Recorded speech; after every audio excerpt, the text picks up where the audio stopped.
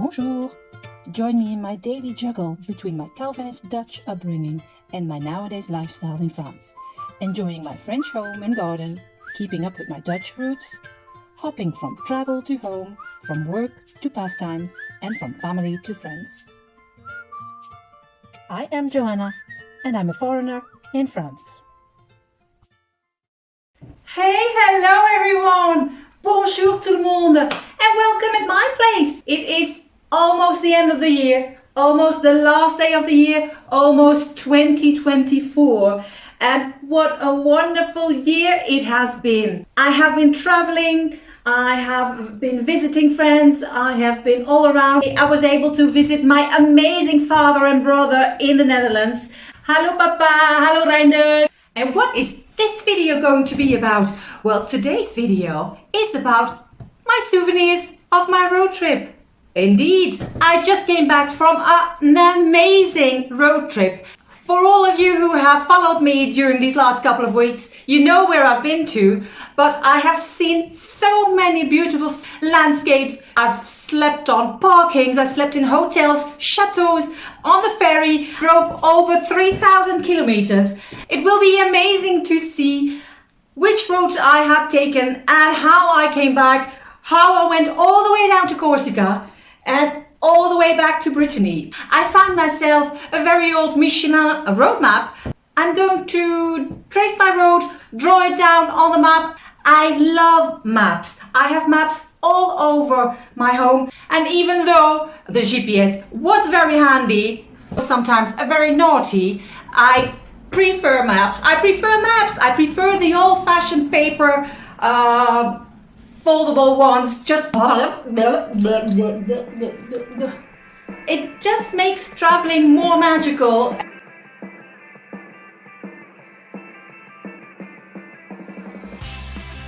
Okay, just a quick glance over the map of France. Here is Paris, and then in the south you find the Côte d'Azur, the Riviera, Italy, the Alps over there, and all in the north, the Netherlands, Belgium.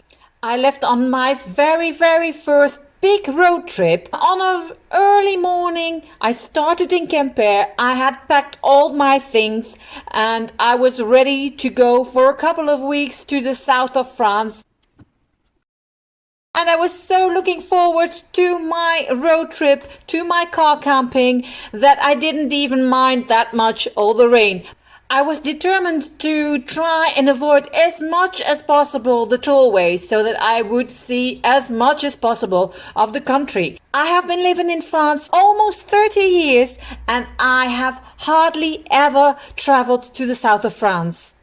This card is so old, it doesn't even have all the roads on it, but we'll get the picture. Poitiers, and I went down to Brive-la-Gaillarde.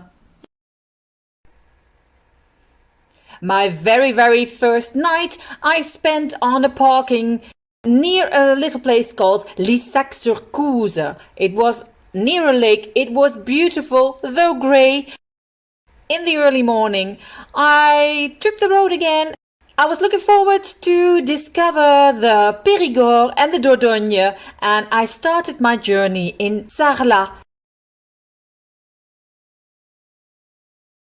I stopped there and I walked around there in the morning. I had a coffee, I had a lunch, and in the afternoon I continued my road to La Roque-Cageac, a small village glued onto the rocks, and on the other side the Dordogne River passing through. Later on in the afternoon I went to Villefranche-de-Périgord. Wasn't much interesting. The views were wonderful and the landscapes were great to look at. It was a drizzly grey day. I found myself a parking in, let me say it right this time, is Saint-Cyr-la-Popie, which is one of the most beautiful villages of France. I saw it at night time. I was able to find just one restaurant open and I had a wonderful meal there. The river that runs by it is the River Lot, and My parking for the night was just next to the river lot. I was the only one on the parking. I did not see anyone else except for an early morning jogger. And after my breakfast, I continued my road through the regional natural park of the Grande Cause. I took the direction of Rodez, which is in the department of the Aveyron. Slowly but steadily, the weather was getting better, and I was feeling more and more on vacation in the south of France. I saw vineyards on either side of the road. The sunshine peeped through. I had to put my sunglasses on, and I stopped every now and then to visit medieval villages, to admire the view, to get myself a coffee.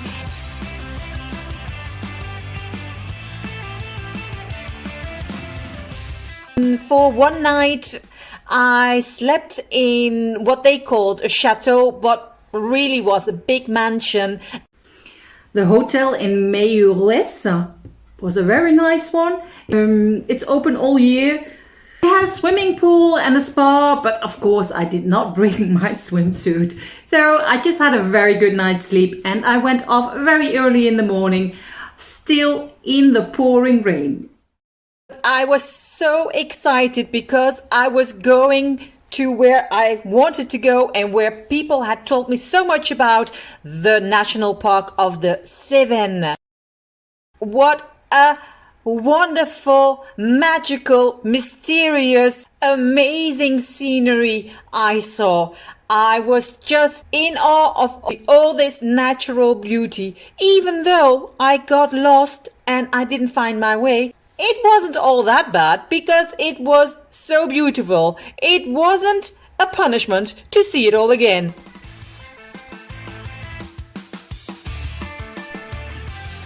I drove through the regional natural park of the Ardèche. I took the road from Vallon-Pont d'Arc to Saint-Martin d'Ardèche, admiring the gorgeous view of the Gorge d'Ardèche, and I ended up in a little place called Aigues. Driving through the Cévennes and through the Ardèche, people, it was such an amazing day, full of natural beauty, one of the must-dos when you're in the south of France.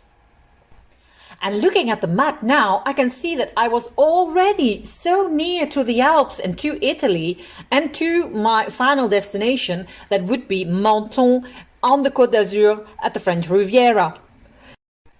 And the next part of my road trip was going through the Vaucluse, passing by Avignon, and I would stop every now and then. I visited a little town called Roussillon. I went to Gordes, Apt.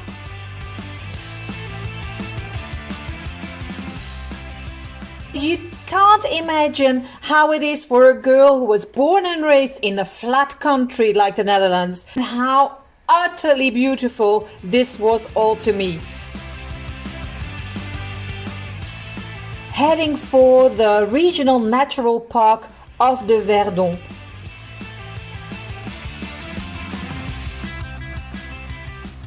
I wanted to go to Moustier-Sainte-Marie, which is a starting point if you want to drive through the Gorge de Verdon, if you want to visit those places.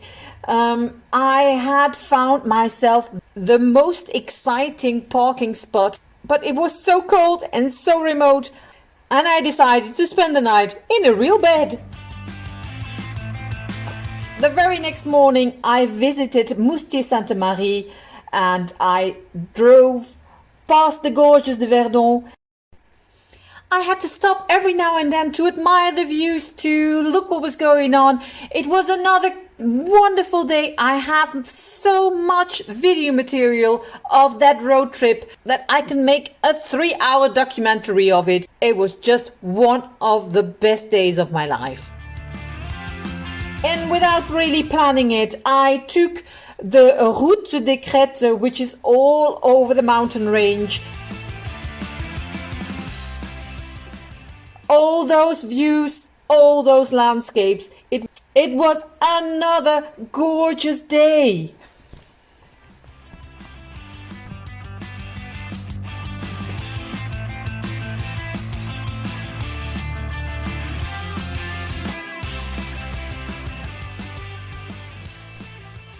ended up in a little village called Gillette. It was the very first time that my car camping adventure took me to spend the night on a very ordinary parking, but with a very extraordinary view. I was only an hour and a half away from my final destination, Menton, so in the early morning I left. There was no one on the road, and there and then I decided that Menton would not be my last destination.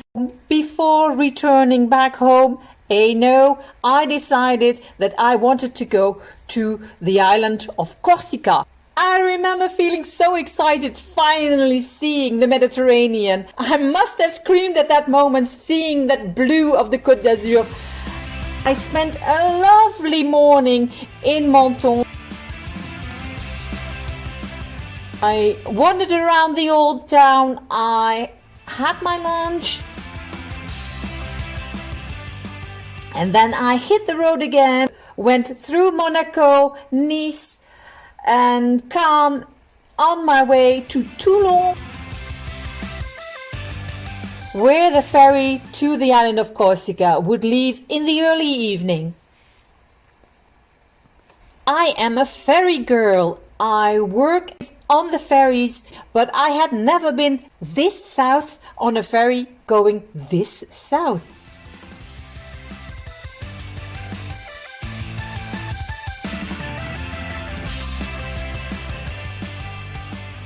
The Corse people are known for their dislike of the French mainland people. So me with my French number plate, I did not really want to be car camping in Corsica. People had warned me about it, so that is why I booked myself in a bungalow in Porto Vecchio. On my way to Porto Vecchio, I stopped several times to admire the views, blue waters, the rugged mountains, have coffees, have a meal. I know Corsica is not on your regular route when you're going to France, but really it is worth going there, worth taking the ferry or the plane. It truly is amazing.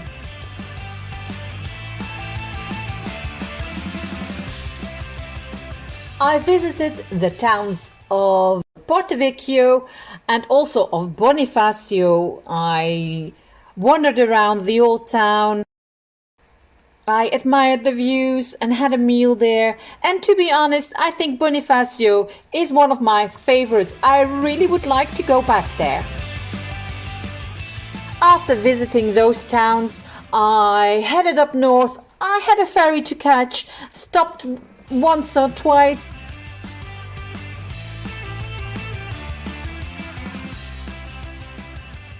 I visited a little town of Porto Polo where there was a really nice beach. I continued my way. With my luck, there were roadblocks. Night was falling. I couldn't connect to my GPS and panic was on the way. But of course, I made it on time to the ferry port in Ajaccio, and I took the ferry back to the mainland. On a very early morning, I decided to drive to Aix-en-Provence, which was a couple of hours north, and I spent the whole morning in Aix-en-Provence. The town of Aix is really a very pleasant town. And I can imagine that in the summer it must be crawling with tourists from all corners of the world. One thing that was really high on my list and I really wanted to see was the Pont du Gard near Nîmes. And so I took the road again and went to the Pont du Gard. The weather was great. There was a lot of Mistral wind and I had a very, very nice time there. Another night was spent on a parking in a little town of Quézac.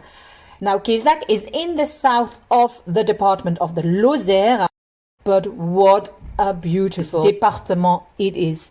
One of the big surprises of my road trip is the département de Lozère and a little bit further the Tarn. The end of my road trip was coming nearer and I wanted to drive to Limoges.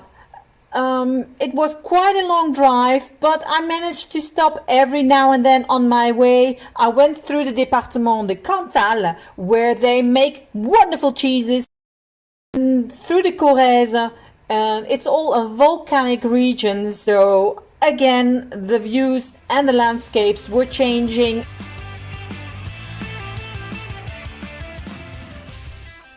I was able to stop every now and then and admire the views, admire the cows, have something to eat. I visited 1 or 2 towns. It was a perfect ending of a long, long road trip.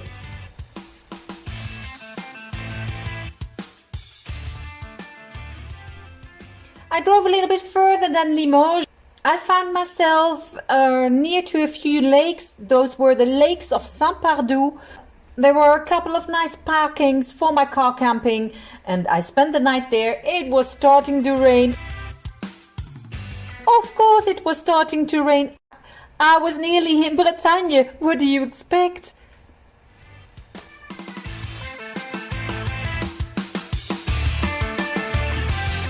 Wow, and such a road trip it was. I just loved it, and I would love to do something like that again someday soon. If there are any places that you've been to, just tell me and I'll put it on my list. And for now, all your wonderful and lovely people, just have a very nice last day of 2023, and I'm wishing you the very best for the upcoming year. Good health, happiness, love, a little bit of money, and especially travels, adventure, and just have fun. Happy New Year! Bonne année! Mwah! Au revoir! À bientôt!